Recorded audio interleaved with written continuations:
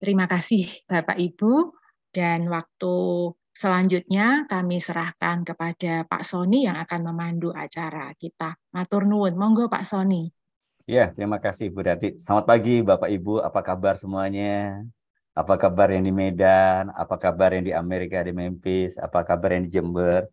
Juga Bapak Ibu yang baik di seluruh tanah air. Ya, kita yakin percaya di pagi hari yang indah ini, kita boleh dipertemukan kembali dalam acara 1 jam bersama renungan harian. 1 jam ke depan kita akan bersama-sama menyaringkan apa yang Anda dapatkan saat tadi pagi Anda mulai berwaktu teduh. Saya akan percaya Bapak begitu banyak mendapatkan hal dari kebenaran firman Tuhan.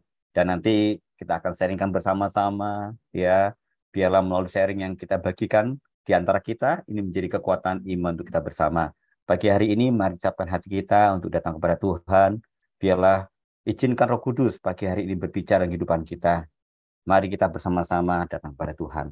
Bapak, kami sungguh bersyukur buat pagi hari ini. Terima kasih buat waktu yang ada. Kalau kami boleh bersama-sama dalam acara 1 jam bersama renungan harian, kami yakin Tuhan, pagi hari ini kami mendapatkan sesuatu yang baru dari Engkau Tuhan. Mari Roh Kudus berbicara kehidupan kami, dan kami juga rindu Tuhan, melalui acara ini Tuhan, banyak di antara kami, boleh iman kami boleh dikuatkan Tuhan.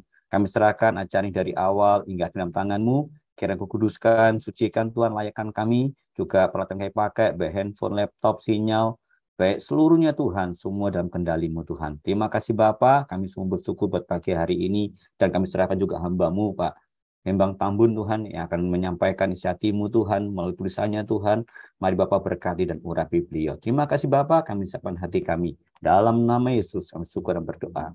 Amin. Mari bersama-sama kita anakan pujian, hanya satu-satunya Tuhan yang kita andalkan dalam kehidupan kita. Mari bersama-sama menaikkan pujian ini, menjadi doa kita pagi hari ini datang kepada Tuhan. Dan kita akan percaya, hanya Tuhanlah salah satunya kita andalkan dalam kehidupan kita. Mari bersama-sama menaikkan pujian ini, keluar dari dasar hati yang dalam kepada Tuhan. Engkau Tuhan yang setia, waktu-Mu selalu yang terbaik. Engkau Tuhan sandaranku, dan ku hanya kan berharap padamu. Satu-satunya yang ku andalkan, satu-satunya yang ku percaya. Engkau sumber kekuatan, sumber pengharapan, sumber kedamaian. Satu-satunya yang ku andalkan, satu-satunya yang ku percaya. Engkau Tuhan memberkati, Tuhan penyembuhku, Tuhan pemulihku.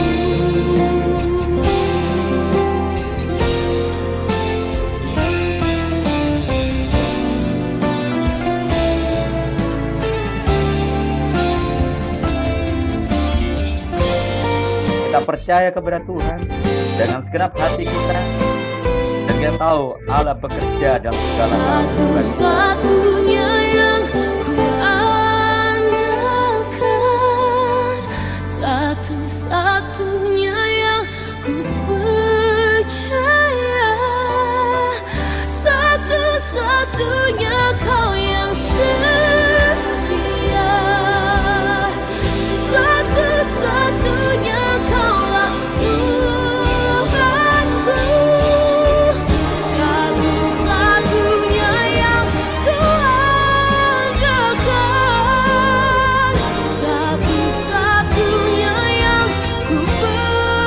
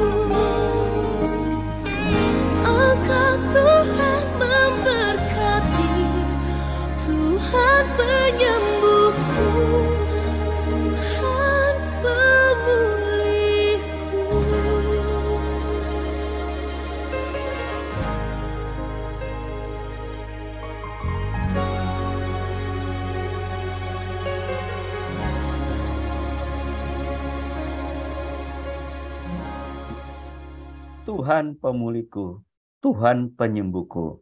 Kita akan percaya hanya Tuhan sumber jawaban dalam kehidupan kita. Di tengah situasi apapun, kondisi apapun, kita akan percaya hanya Tuhan andalan kita satu-satunya. Dan kita amini dan melalui pujian ini bila menjadi kekuatan bagi kita bahwa hanya Tuhan pengharapan dalam kehidupan kita. Ya, pagi hari ini kita akan bersama-sama mendengarkan audio renungan harian pada pagi hari ini, dan kita rindu bila melalui audio ini kita akan mendengarkan apa yang Tuhan ingin sampaikan dalam kehidupan kita. Mari kita bersama-sama pagi hari ini.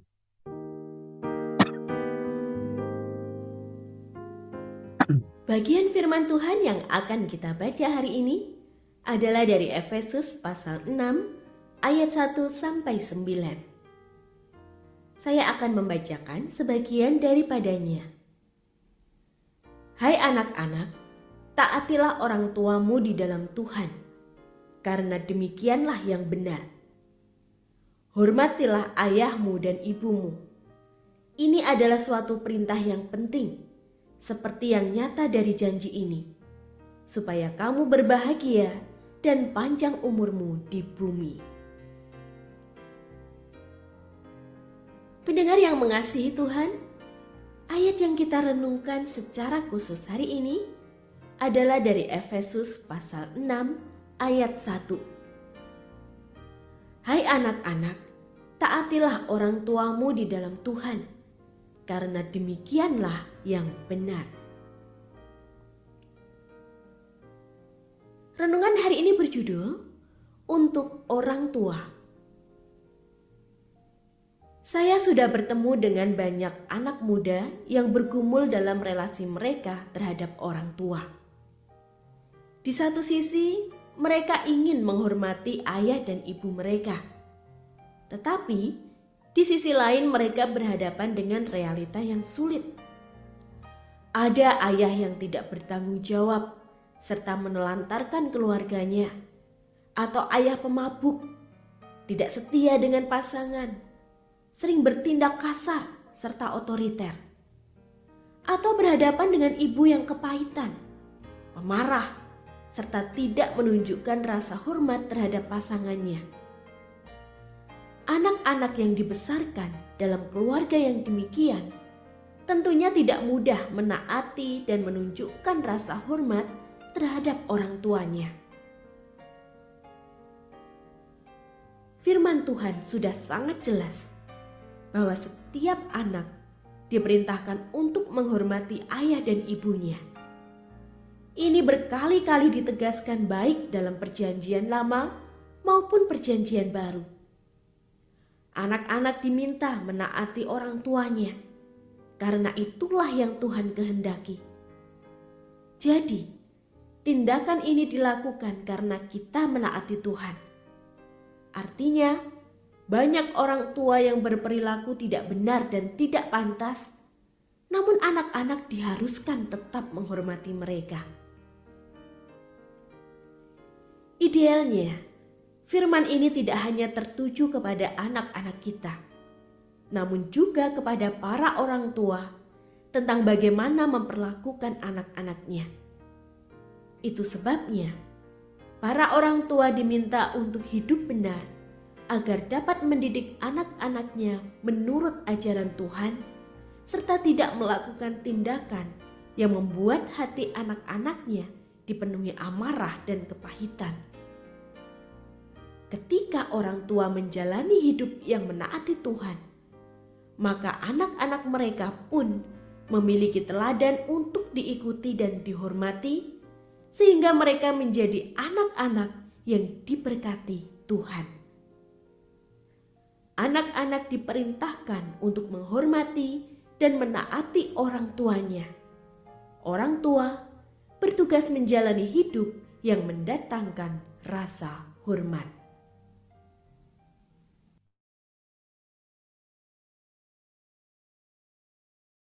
Di renungan harian dan tema yang sangat menarik untuk orang tua. Kita akan percaya pagi hari ini kita sebagai orang tua, ya, pasti banyak hal yang akan bermanfaat sesuatu. Di tengah-tengah kita juga telah hadir yaitu penulisnya, yaitu Bapak Hembang Tambun. Apa kabar Pak Hembang Tambun? Puji Tuhan, Pak Sony. Puji Tuhan, sehat Pak ya? Ya, ini sangat menarik Pak. Saat tadi pagi saya juga baca, dan kemarin juga baca renungan Bapak, ini luar biasa ya. Terutama ditujukan pada orang tua. Berarti kita semua nih Pak yang hadir tempat ini Pak ya. Iya. Ya, untuk mempersingkat waktu Pak, mungkin silakan Bapak bisa menguraikan apa yang Bapak tuliskan, menginspirasi dan sebagainya Pak. Jadi berkat buat kita semuanya. Ya, silakan Pak Hembang Tambun. Oke. Terima kasih Pak Sony. Selamat pagi Bapak Ibu semua yang bergabung di acara 1 jam bersama RH hari ini. Saya tidak tahu apakah kita semua yang hadir hari ini adalah para orang tua. Tapi seandainya pun ada yang belum orang tua atau yang single, tetap kita bisa memaknainya dengan cakupan yang lebih luas, begitu ya. Jadi kita mungkin menjadi orang tua, tetapi ada orang-orang lain yang seperti anak bagi kita. Ketika menuliskan teks ini, saya berangkat dari kegelisahan tentang seperti ayat ini sering sekali ditegaskan, dikutip, dijelaskan, dan ini ditujukan kepada anak-anak, begitu. Ada lagunya, begitu. Hai anak-anak, taatilah orang tuamu di dalam Tuhan. Jadi dari kecil, dari sekolah minggu, anak-anak taat orang tua, taat orang tua. Benar, ini satu perintah yang mengandung janji. Salah satu bagian dari 10 firman atau dasar titah yang Tuhan berikan kepada Musa. Ini juga nanti diulangi berkali-kali di dalam Alkitab. Tuhan Yesus mengutip ayat ini. Paulus mengutip ayat ini. Ada beberapa cerita di dalam Alkitab juga menekankan tentang menghormati orang tua. Tetapi kemudian saya bersinggungan dengan orang-orang sudah lama, sudah sejak puluhan tahun bahkan, tentang orang-orang yang kalau dia sharing kepada saya memperhadapkan tentang masalah orang tua, saya juga jadi ada di dalam posisi akan sulit menghormati orang tua yang seperti itu. Jadi misalnya saya bertemu dengan seorang anak muda yang berkata dia melakukan kesalahan. Dia membawa sepeda motor papanya, dia parkir, lalu sepeda motor itu hilang. Lalu si bapak mengatakan kepada dia, biar kau tahu, motor itu lebih berharga daripada kau. Dan itu terjadi sudah belasan tahun, tapi suara itu masih fresh di telinga dia. Dan ketika dia menyampaikan itu kepada saya bisa bayangkan luka di situ, gitu. Jadi bagaimana saya menghormati orang seperti ini? Bagaimana saya meminta dia, hormati orang tuamu. Jadi ternyata bagi anak-anak juga adalah menghormati orang tua juga butuh perjuangan. Karena seperti saya jelaskan di teks ini, ada banyak, terlepas dari kesalahan anak-anak, ada banyak orang tua yang memang tidak pantas beroleh rasa hormat itu. Ada banyak orang tua, maaf bagi kita Bapak Ibu di sini, saya tidak menyerang orang tua. Tetapi memang ini sebagai otokritik bagi saya secara pribadi dan bagi para orang tua juga, bahwa saya membayangkan seandainya para orang tua hidup benar, menuruti firman Tuhan, anak-anak kita tidak akan kesulitan menghormati kita. Kalau kita menunjukkan cinta kasih, penerimaan, pengampunan, ketika mereka berbuat salah, kita juga ya mendisiplin juga termasuk bagian dari situ. Itu yang menjadi kegelisahan di balik teks ini. Tetapi karena saya tahu cukup banyak orang-orang yang dekat dengan saya secara rutin juga menjadi pembaca renungan harian, maka saya tidak membuat secara personal, tapi saya mengambil secara general supaya mereka jangan merasa kisahnya diculik untuk ini seperti mempermalukan, walaupun tanpa menyebut nama gitu. Dan karena saya berpikir RH ini kan untuk orang dewasa, untuk orang umum, untuk orang tua, maka kalau seandainya penekanan tentang menghormati orang tua mungkin itu cocok di RH anak misalnya. Tetapi ini juga tetap, karena kita juga bagi yang masih punya orang tua tetap punya tanggung jawab untuk menghormati orang tua, tetapi penekanannya makanya seperti judul itu untuk orang tua. Ini firman Tuhan ini secara khusus menegur saya, menantang saya. Baru ketika saya merasa ini akan bermanfaat bagi orang lain, maka saya menuangkan di sini gitu. Jadi memang ada beberapa kasus di mana anak-anak juga kepahitan. Jadi misalnya ada seorang anak yang baru beberapa bulan lalu mengalami percobaan bunuh diri beberapa kali. dia kepahitan terhadap ibunya gitu. Dipaksakan harus kuliah ke jurusan yang diinginkan oleh orang tua, harus begini, harus begini. Jadi ketika dia konseling secara pribadi, secara tersembunyi tanpa sepengetahuan orang tua kepada saya, dia ungkapkan semua juga. Dan kalau dari luar kelihatan orang tua kayak orang tua yang suportif semua, tetapi di dalam rumah sampai-sampai dia bilang, kalau Bapak tidak percaya, saya bisa rekam percakapan-percakapan kami, saya bisa rekam bagaimana dia memperlakukan saya di rumah, saya bisa rekam, saya kirim ke Bapak, begitu. Tetapi ini contoh-contoh pergumulan bahwa banyak di antara kita orang tua yang menuntut anak-anak taat kepada kita. Harus taat, harus taat. Tetapi memang seperti dijelaskan di teks ini juga, menghormati orang tua atau taat kepada orang tua ternyata bukan hanya karena orang tua itu hidup benar, bukan. Tetapi firman Tuhan berkata, karena haruslah demikian. Karena itulah yang benar. Jadi standar yang Tuhan berikan adalah kita menghormati orang tua karena memang itulah yang selayaknya. Tetapi kita juga tahu rasa hormat itu tidak secara otomatis hadir. Kita juga ketika kita menghormati seseorang, kita menghormatinya karena apa yang dia lakukan. Siapa dia gitu. Kalau misalnya kita bertemu dengan seseorang yang sama sekali kita tidak kenal, rasa hormat kita tidak akan otomatis muncul kepada mereka. Tapi kalau misalnya kita bertemu dengan seseorang yang sudah kita tahu berbuat baik, berbuat kasih, melakukan satu tindakan-tindakan yang menunjukkan iman di dalam Kristus atau yang memberkati orang lain, bahkan diam-diam, walaupun mungkin kita secara personal tidak mengenal mereka, maka kita akan memiliki rasa hormat bagi mereka. Apalagi kalau orang tua yang notabene-nya sangat dekat dengan anak-anak, orang-orang luar tidak tahu banyak hal tentang apa yang terjadi di dalam rumah. Tetapi anak-anak akan melihat bagaimana orang tua mereka memperlakukan pasangan, bagaimana orang tua mereka dalam hal keuangan, bagaimana orang tua mereka memperlakukan orang lain, memperlakukan anak-anak. Disitulah tantangan untuk berkata kepada anak-anak, hormati ayahmu dan ibumu, hormati orang tuamu. Jadi firman ini memang selain menekankan kepada anak-anak menghormati orang tua, saya mengajak, ayo Bapak Ibu, orang tua, ayo kita belajar hidup benar. Supaya anak-anak kita nggak bergumul menghormati kita. Supaya anak-anak kita lebih mudah menggenapi firman Tuhan ini. Supaya anak-anak kita bisa lebih mudah untuk menunjukkan ketaatan mereka kepada Tuhan karena kita meneladankannya. Gitu. Jadi itu poin saya, Pak. Terima kasih Pak Sony. Semoga bisa bermanfaat bagi semua yang membaca. Iya, terima kasih, benar sekali Pak Hembang Tambun ya.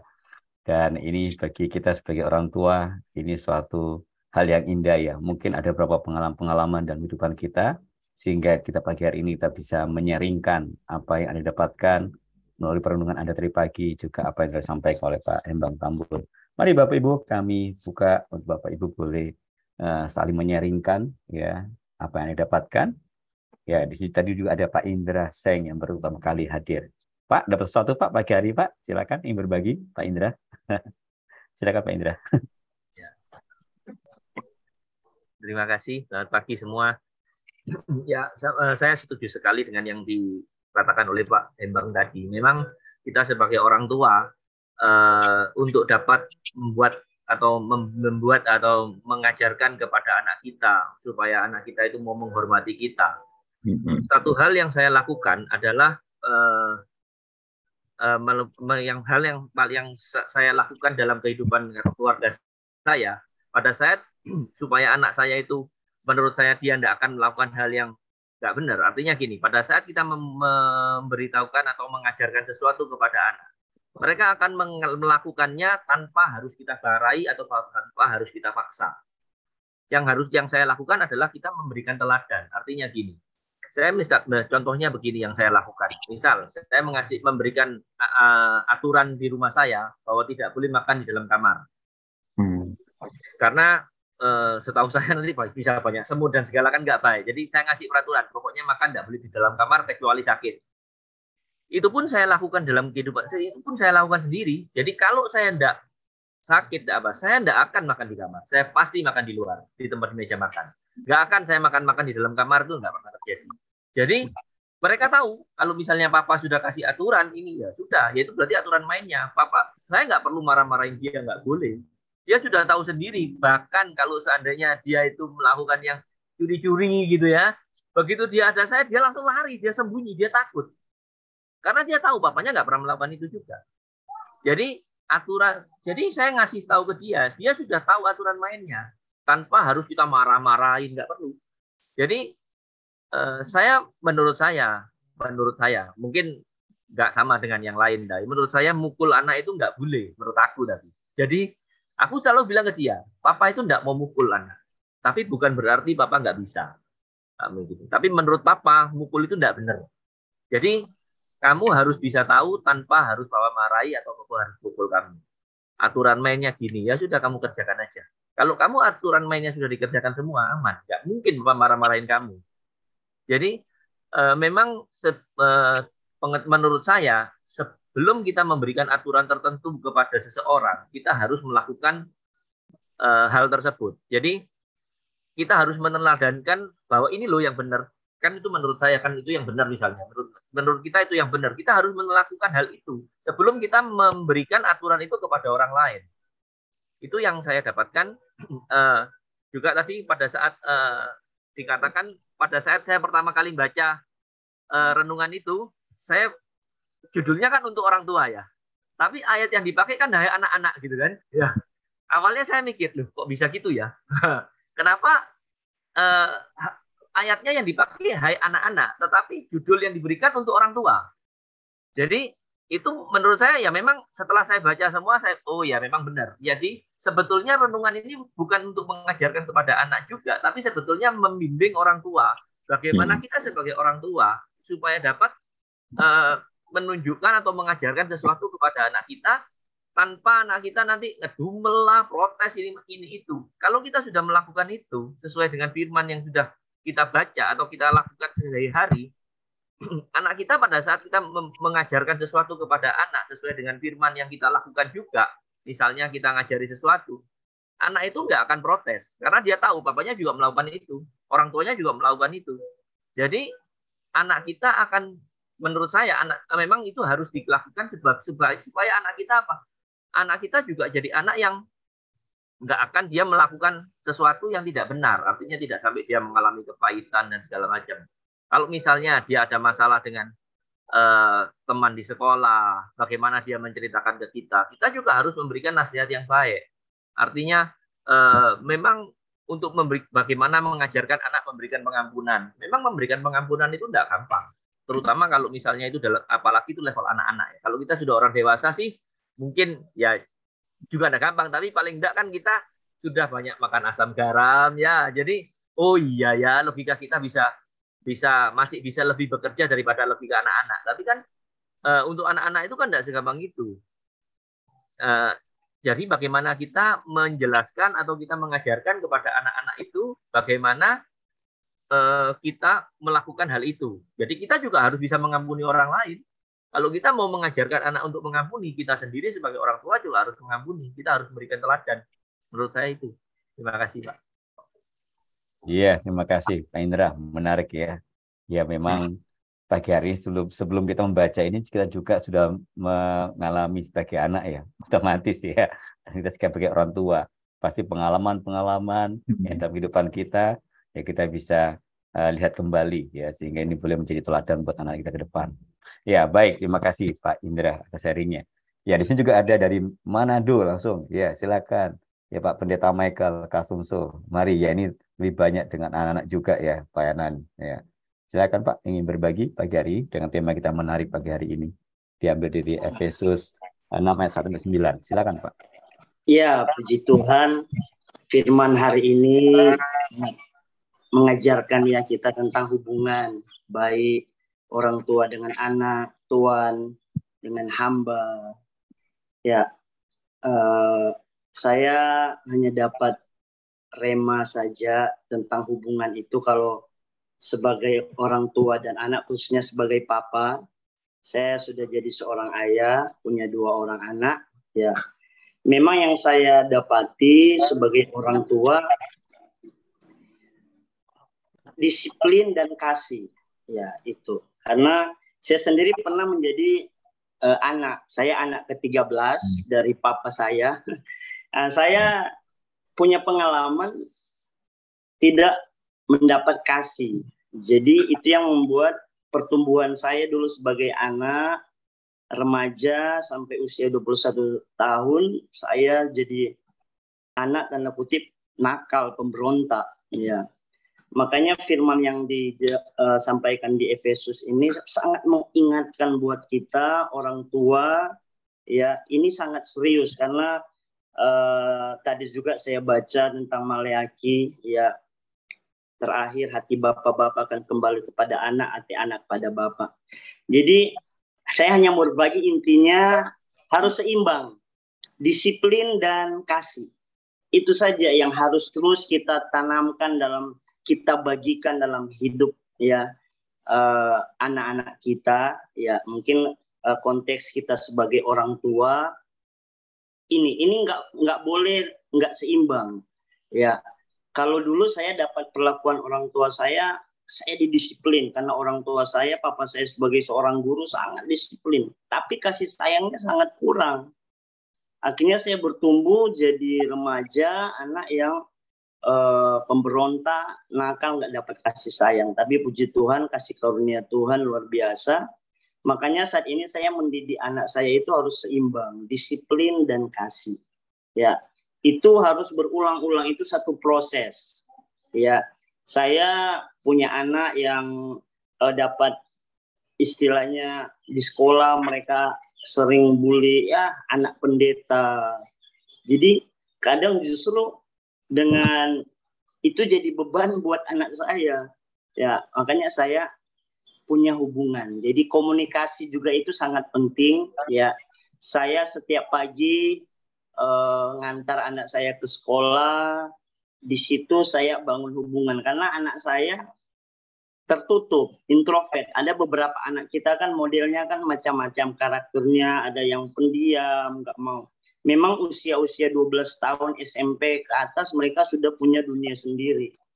Dia saat ini sangat jarang untuk komunikasi. Makanya bagian kita ya kitab Efesus menjelaskan tadi, hai bapak-bapak jangan bangkitkan amarah ya pada anak-anak.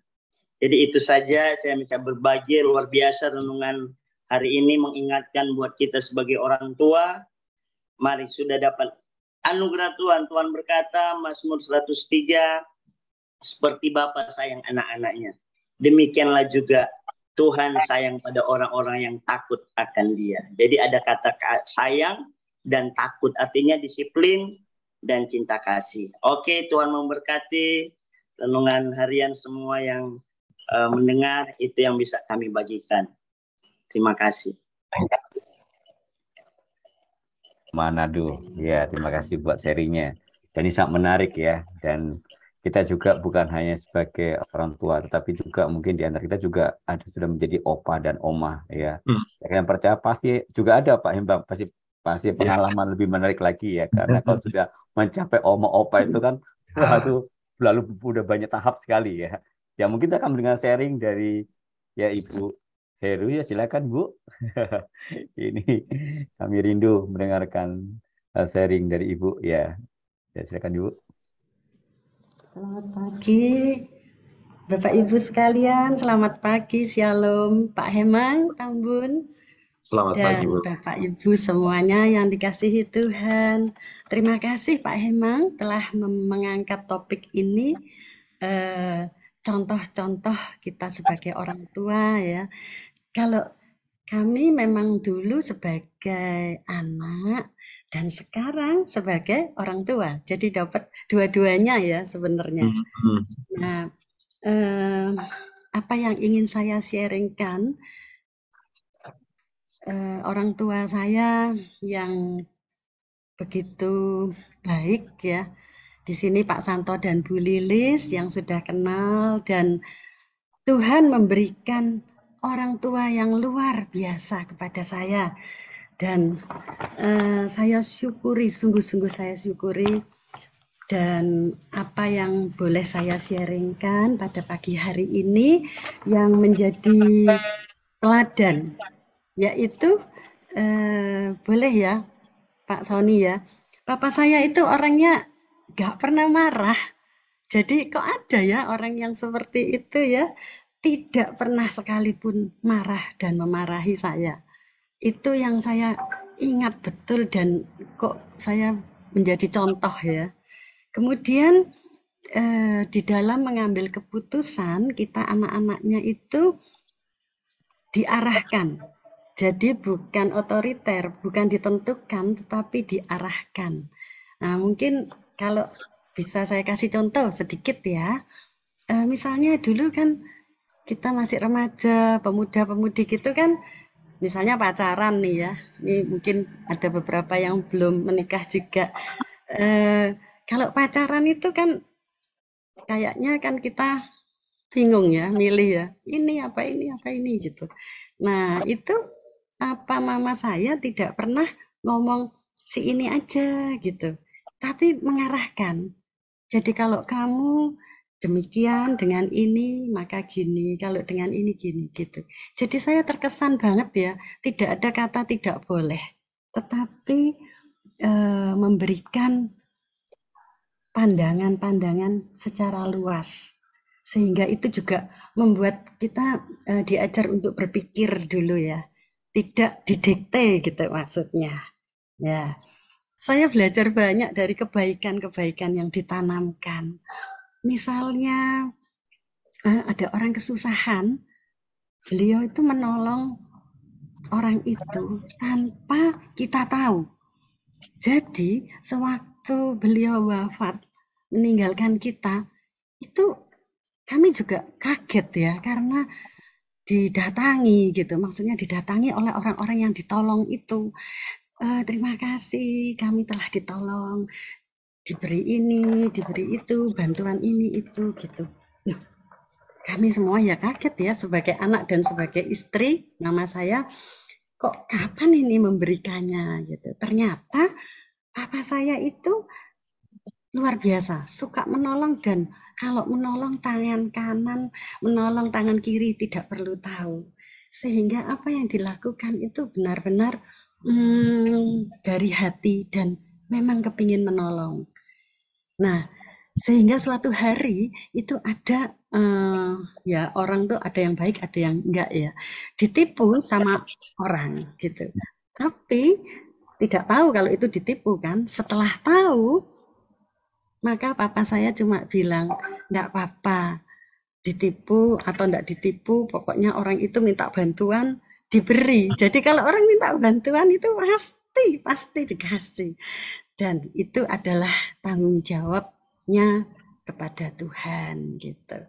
Tapi puji syukur pada akhir hayatnya, papa saya bisa diberi kesempatan untuk menerima Tuhan sebagai juru selamat.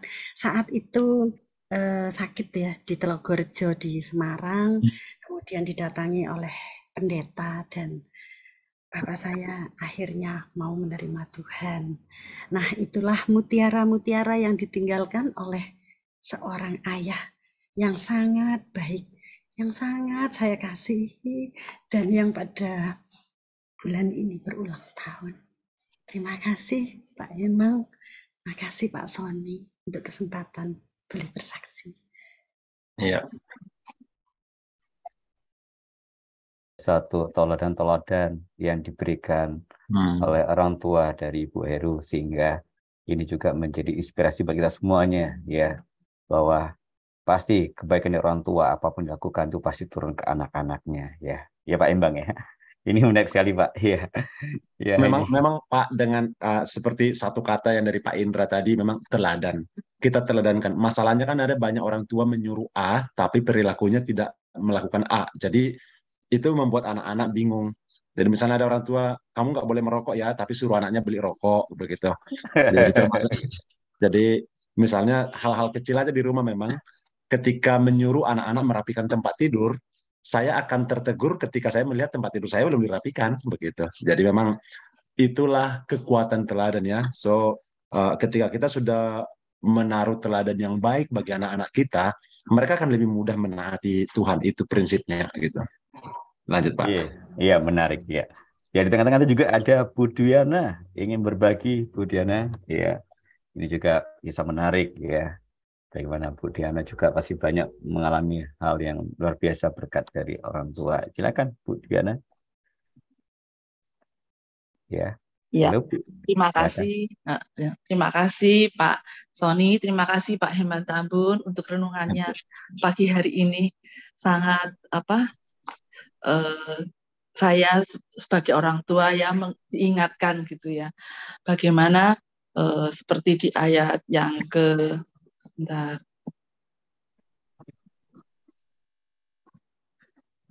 saya buka dulu. Seperti di ayat yang Efesus 6 ayat tadi sudah disampaikan juga sama Pak Hendra ya, di ayat yang keempat ya, supaya kita janganlah membangkitkan amarah di dalam hati anak-anak, tetapi didiklah mereka dalam ajaran dan nasihat Tuhan gitu ya. Ya betul sekali ya, bagaimana kita sebagai orang tua kita juga harus bisa meneladani, memberikan contoh gitu ya, supaya jadi kita tidak hanya menuntut untuk anak menghormati, tetapi juga kita boleh menjadi teladan untuk mereka gitu ya, seperti kita juga meneladani sikap hati Bapa yang sangat mengasihi kita. Ya, itu sih saya pagi hari ini ditegur juga sebagai orang tua untuk tidak hanya menuntut gitu ya, tetapi bagaimana kita juga bisa menjadi teladan untuk mereka. Terima kasih, Tuhan memberkati. Terima kasih Pak Heman. Ya, terima kasih Bu Diana yang telah berbagi pagi hari ini. Ya, ada sesuatu yang dibagikan Pak Pendeta Sutanto dari Amerika. Silakan Pak Sutanto. Silakan Pak Sutanto. Ya, ini menarik nih Pak pagi hari ini Pak. Apa yang dari Pak Hembang Tambun. Silakan Pak. Ya, Bapak Ibu, selamat bergabung. Kalau kita menceritakan banyak sekali teladan yang diberikan orang tua kita dengan perbuatan tanpa banyak kata itu jauh lebih punya arti yang dalam gitu. Betul, saya mengenal papa mamanya Ibu Heru, saya biasanya panggil Ibu Wahyu ya. Itu ya namanya Pak Hendra itu juga saya kenal baik, orang yang memang luar biasa memberikan teladan.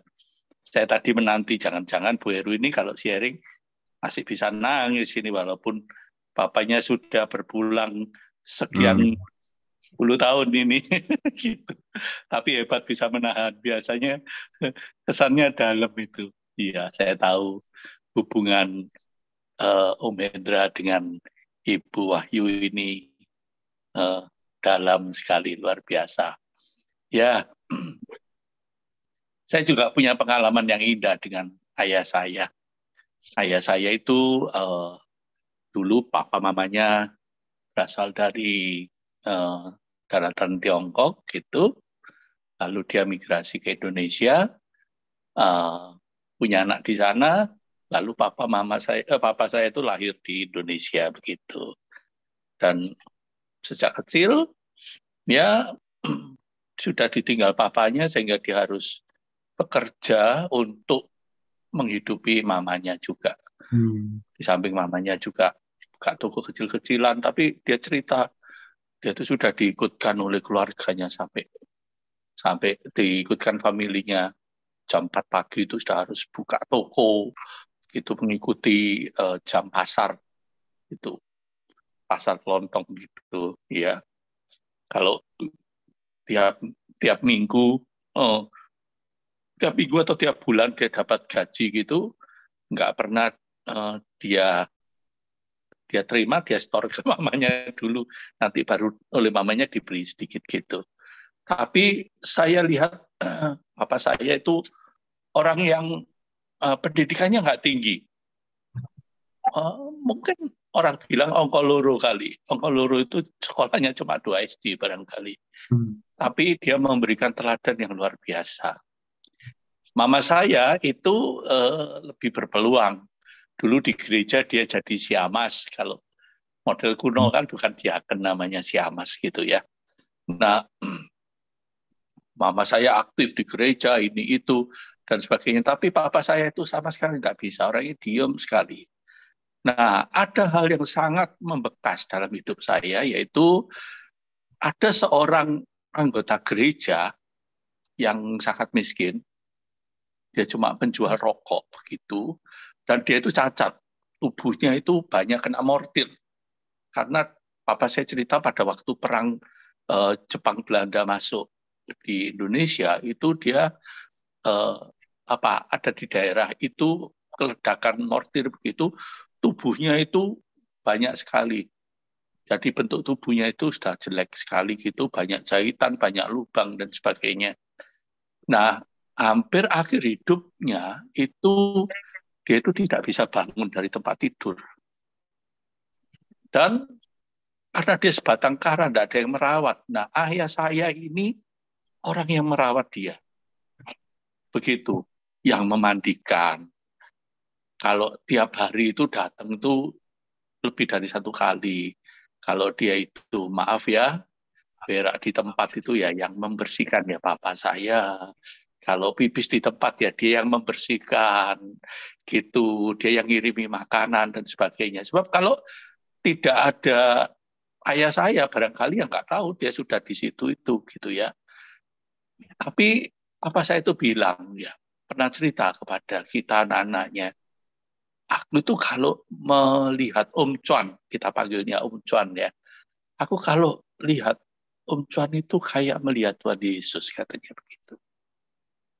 Kita tanya, Papa enggak jijik ya bersihin kayak gitu, mandiin gitu.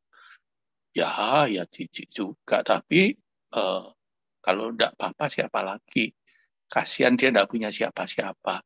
Jadi ketika Papa merawat dia, memandikan dia, kadang mengganti pakaiannya yang penuh dengan kotoran itu, Papa cuma berpikir ini Tuhan Yesus. Sebab dia bilang, Papa ini nggak bisa kan, suruh ngomong nggak bisa. Suruh seperti mama gitu melayani di gereja juga nggak bisa begitu. Ya bisa Papa seperti ini, katanya begitu. Nah itu membekas sekali di hati kita anak-anaknya. Saya punya papa itu jujur luar biasa.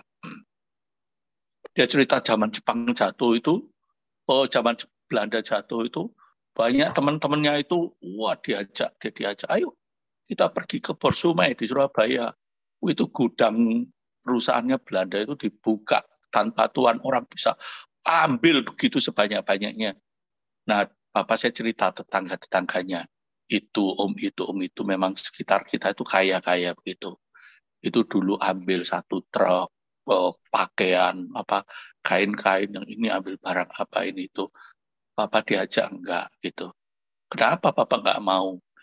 Kan kita cuma taunya anak-anak ya protes saja karena hidup kita ini miskin loh, Papa enggak berani seperti Om itu kan kaya gitu. Tapi dia bilang begini, enggak, aku tidak mau membesarkan, memberi makan anak-anakku dan keluargaku dengan sesuatu yang tidak benar, tidak halal, dia bilang. Biar kita itu hidup kita itu terbatas seperti ini, tetapi Tuhan mencintai kita. Dan prinsip-prinsip itu ditanamkan karena dia hidupi. Akhir hidupnya, Bapak saya itu kena stroke sampai 3 kali. Yang terakhir itu sudah sama sekali nggak bisa keluar dari tempat tidur. Mama saya yang merawat gitu ya. Kita anak-anaknya juga, tapi yang paling banyak merawat itu mama dan juga ada suster yang menolong juga begitu. Sampai suatu hari mama saya itu pernah nangis. Ketika saya sudah tinggal di Jogja waktu itu ya. Saya kalau datang ke Jakarta begitu, mama saya itu nangis terusan. Dia mengeluh, papamu sekarang kok kayak gitu, kayak anak kecil, katanya begitu. Katanya, kenapa, Ma? Itu kalau sudah panggil, itu kita harus, begitu dipanggil, kita harus segera di depannya. Kalau nggak di depannya, dia itu sudah marah-marah, katanya begitu. Terus, ya, karena saya datang, saya berusaha deket gitu. Memang disediain bel. Tangannya masih bisa gerak walaupun sudah lumpuh banyak gitu. Jadi kalau dia panggil tuh cuma belnya itu bunyi terus, tet, tet, tet, begitu. Kalau udah datang-datang dia marah. Nah, saya bicara sama mama saya, mama gini ya, kita bisa membayangkan, papa itu kepingin minum, minumnya itu cuma ditaruh di depan meja itu, yang cuma ya tinggal pegang gitu aja, tapi dia sudah tidak bisa, mencapai ke sana tidak bisa. Bayangin jengkelnya ya apa, luar biasa kan gitu. Nah, papa sakit, itu pribadinya berubah, iya. Tapi kita juga harus berubah. Kita tidak boleh memikirkan papa seperti dulu. Karena mama bilang, papa itu sekarang aneh, enggak seperti dulu, begini-begini. Iya, papa itu sekarang sakit. Papa berubah karena sakit. Kita juga harus berubah. Kita harus paham bahwa papa itu sakit, begitu. Jadi gimana? Nah, terus saya cerita pengalaman papa itu. Begitu, ayo sekarang ini mama dampingi papa dan sebagainya, merawat, ada suster dan sebagainya. Pandang aja papa seperti Tuhan Yesus. Nah, mama saya sejak itu bisa berubah banyak sekali. Kadang-kadang kalau dia capek, aku datang ke Jakarta begitu. Dia cuma bisa mengeluh sambil nangis. Dia mengatakan, iya, aku sekarang bisa melihat papamu itu penuh belas kasihan seperti aku melakukan pelayanan merawat dia itu seperti aku melakukan untuk Kristus, katanya begitu. Luar biasa. Karena saya punya papa yang begitu. Orang yang jujur setengah mati. Kita dulu anak-anaknya kecil itu marah dengan dia. Kok karena kejujuranmu hidup kita ini miskin, begitu. Coba tetangga-tetangga kita itu orang yang pintar bisa begini, begitu. Hidupnya enak, begitu. Kalau pergi ke sekolah, saya mesti jalan kaki. Teman-teman saya diantar pakai mobil. Saya pikir gitu ya dulu. Ya, tapi setelah saya menjadi dewasa, saya berpikir, iya. Prinsip-prinsip kejujuran, prinsip kerja keras, prinsip bisa mengerti orang lain, prinsip memperhatikan orang lain, itu ternyata ditanamkan oleh ayah saya tanpa kata-kata. Karena ayah saya itu sangat sulit untuk ngomong, tetapi melalui keteladanan hidup. Makasih Pak Ebang. Makasih Pak. Bang ya. Ini ternyata tanpa harus kata-kata, tetapi melalui sikap ya, tingkah laku kita gitu ya, itu menjadi satu teladan juga ya, sehingga itu terus dibawa terus dalam setiap penerus-penerus yang ada. Ya, saya lihat tadi Pak Yosafat ini sepertinya ingin berbicara nih. Ayo Pak, silakan Pak. Tadi Pak ini sepertinya mengamati, ada hal yang ingin disampaikan Pak. Saya akan beri kesempatan. Silakan Pak Yosafat. Ya, sudah banyak sih ya sebenarnya, hanya memang kalau saya share pribadi saat ini ya, di satu sisi memang bagaimana mengasihi anak gitu kan, apalagi masih baru masuk SD dan dia emang ya lagi kritis-kritisnya begitu kan, kadang kalau nggak sabar-sabar juga ini, dan ya, ketika saya nggak sabaran menjawab pertanyaannya misalnya, itu kan juga bisa membangkitkan amarah di dalam dirinya gitu kan. Lalu juga karena saat ini saya juga sementara studi lanjut tinggal bersama orang tua juga kan, jadi tantangan juga bagaimana cara saya memperlakukan orang tua saya itu juga akan dilihat oleh anak saya gitu kan, itu juga menjadi tantangan tersendiri begitu. Nah, juga nggak boleh dilupakan, saya kira gambaran anak tentang Allah itu, tentang Tuhan itu kan juga sedikit banyak dibentuk dari bagaimana dia mengenal figur bapaknya gitu kan. Itu yang saya kira juga yang saya juga PR besar, bagaimana jangan sampai nanti kelak anak saya jadi memiliki gambaran yang rusak tentang Allah karena memang dia melihat cacat dalam saya mendidik dia gitu. Ya itu sih saya kira yang bisa dibagikan pagi ini. Terima kasih. Ya, terima kasih Pak Yosafat yang telah berbagi pagi hari ini. Ya, seringkali gambaran Allah itu rusak karena seringkali bapak-bapak dunia ini tidak mencerminkan ya Allah itu sendiri ya. Sehingga banyak sering kalau kita lihat, apalagi kalau kita lihat pelayan-pelayan di penjara, anak-anak khususnya ya, kita melihat di saat anak didoakan, kita doa itu manggil Bapak, itu marah mereka. Ternyata punya terbelakang, ternyata anak-anak itu ternyata luka kepada bapaknya ya. Sehingga saat dia manggil Bapak di surga aja nggak bisa dia ya. Jadi marah sekali. Ya, baik. Wah, tanpa terasa terus bergulir waktu yang ada nih Pak Embang Tambun ya. Tapi bila di akhir acara ini kami ingin mendengarkan sesuatu dari Pak Embang Tambun, mungkin ya sesuatu yang mungkin klimaks Pak. Apa Pak? Ya, silakan Pak. Oke, terima kasih Pak Sony, terima kasih semua. Mungkin saya memparafrasekan kalimat terakhir yang menjadi simpulan di bahan renungan ini juga adalah anak-anak diperintahkan menghormati, menaati orang tua. Mari kita memberi teladan sehingga hidup kita mendatangkan rasa hormat dari anak-anak kita. Itulah tanda kita menaati Tuhan. Amin. Thank you, Pak.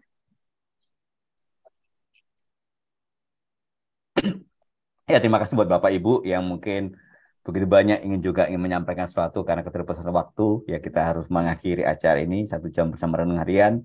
Dan kami rindu di minggu mendatang ya kita boleh bersama kembali untuk menyaringkan apa yang kita dapatkan dari perenungan kita dan menjadi berkat buat kita semuanya. Terima kasih buat semuanya.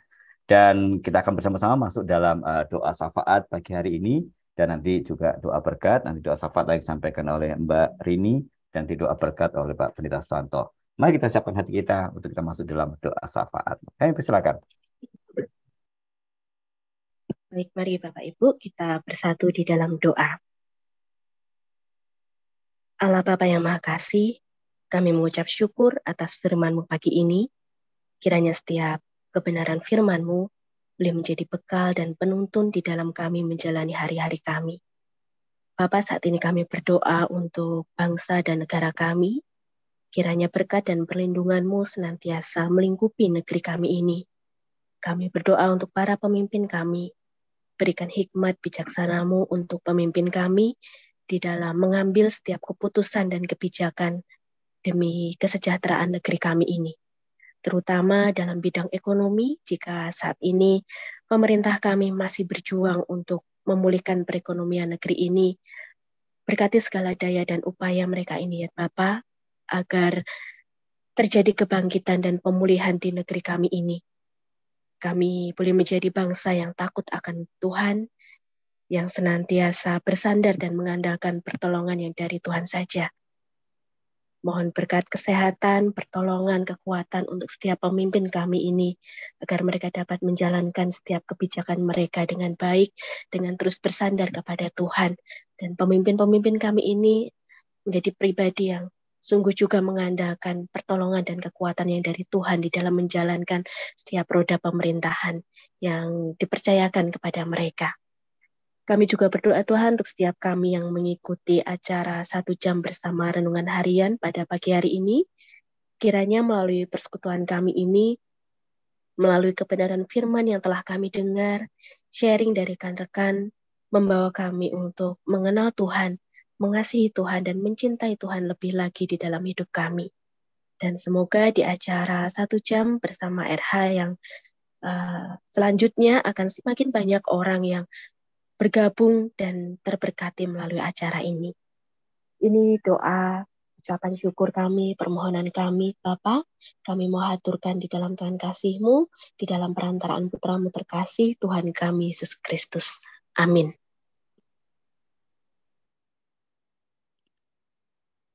Bapak Surgawi, berkat-Mu atas kami sekalian sangat kami nantikan. Biar setiap kami boleh mendapatkan kasih karunia-Mu, kami tetap sehat, dan kami tetap hidup di dalam lingkup kasih-Mu. Kiranya kasih karunia Tuhan Yesus Kristus dan kasih Allah Sang Bapa dalam persekutuan dengan Roh Kudus menyertai saudara sekalian sekarang ini sampai selama-lamanya. Haleluya, amin. Amin. Pendeta Susanto yang doa berkat pada pagi hari ini. Ya, kita akan naikkan pujian sebagai ucapan syukur kepada Tuhan. Ya, kita akan naikkan pujian itu doa Yabes. Dan melalui pujian ini menjadi suatu berkat buat kita semuanya. Mari bersama-sama naikkan pujian ini. Dan kita bersyukur kepada Tuhan.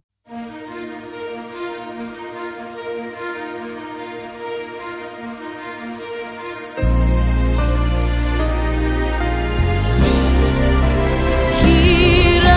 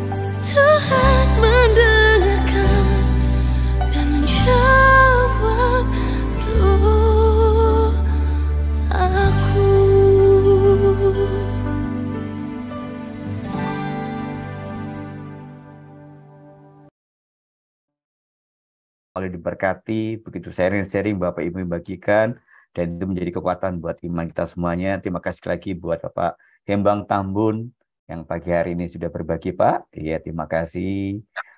Dan terus Terima kasih, menulis, Pak. Pak. Itu berkarya buat Tuhan, Pak. Dan kami menanti terus tulisan-tulisan Bapak yang boleh menjadi berkat buat kita semuanya. Terima kasih juga buat Bapak Ibu yang sudah ambil bagian menyeringkan pada pagi hari ini. Buat Pak Indra, buat Bu Heru, dan buat semuanya, terutama juga buat Pak Stefanus yang di Sydney, di Australia. Terima kasih, Pak, sudah bergabung. Dan kami rindu Bapak Ibu bisa kembali bergabung bersama kami di minggu pertama setiap hari Senin dan minggu ketiga setiap hari Senin di waktu yang sama dalam acara 1 jam bersama renungan harian. Oleh sebab itu, mari kita bersama-sama terus boleh berbagi kepada orang lain, saudara kita, tetangga kita, orang yang kita kasihi. Mari Bapak Ibu sebarkan, atau yang kami sudah sediakan itu flyer, Anda boleh bagikan kepada mereka supaya mereka juga ikut bagian dalam acara ini dan mereka juga mendapatkan berkat melalui acara ini. Juga mungkin Bapak Ibu juga bisa memberikan link ya di YouTube juga ada Bapak Ibu ya, dan mereka juga bisa menyaksikan acara ini walaupun acara ini sudah berlalu, tapi mungkin mereka juga bisa dapat berkat ya melalui acara ini. Sekali lagi terima kasih buat kehadiran Bapak Ibu dan terima kasih buat pagi hari ini. Selamat bekerja, selamat beraktivitas, sampai berjumpa di acara sama itu 1 jam bersama renungan harian. Tuhan Yesus memberkati kita semuanya. Lalu Terima kasih Bapak Ibu semua. Selamat pagi, Tuhan memberkati.